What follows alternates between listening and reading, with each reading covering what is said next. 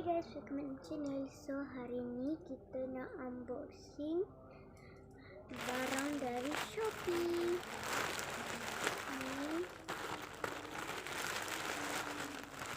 Ni saya tahu baju kot. So kita buka. Ya.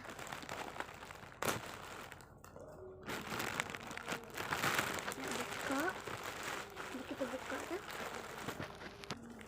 Guys, kita nak buka. Kita dah nampak dah guys.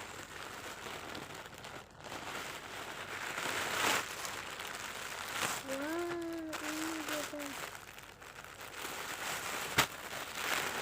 So, jom kita tengok.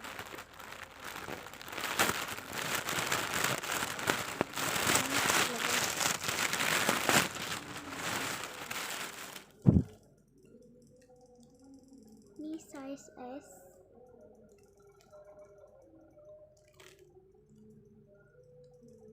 Cantik kan guys topi dia. Okay, saya nak try pakai. Nanti saya akan ambil balik. Guys, kita dah pakai. Cantik.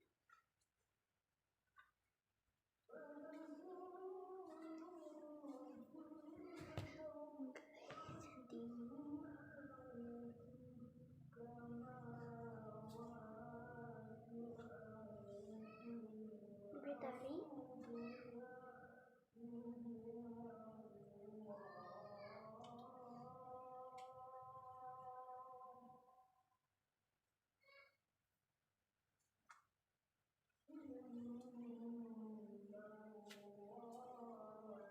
Best guys.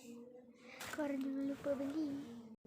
Guys, korang jangan lupa beli dekat Shopee. Korang tulis tu Holder Unicorn.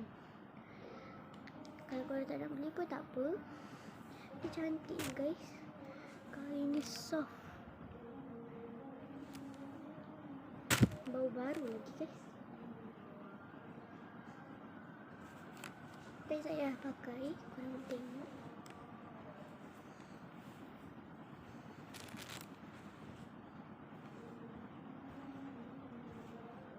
Guys, ini dia punya gambar.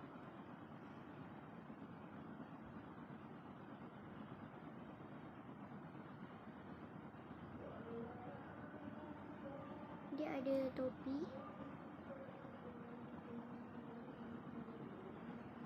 Cantik kan guys. Harga dia murah saja. Harga dia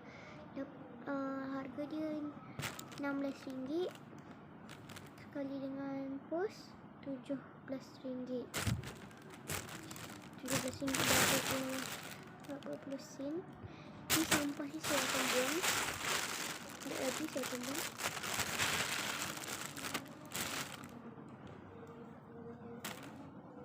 Okay, itu saja video untuk kita hari ni. Itu saja video untuk kita hari ni. So jangan lupa subscribe, like, share and comment. Jangan lupa subscribe, tekan lonceng kat bawah. Okay, bye.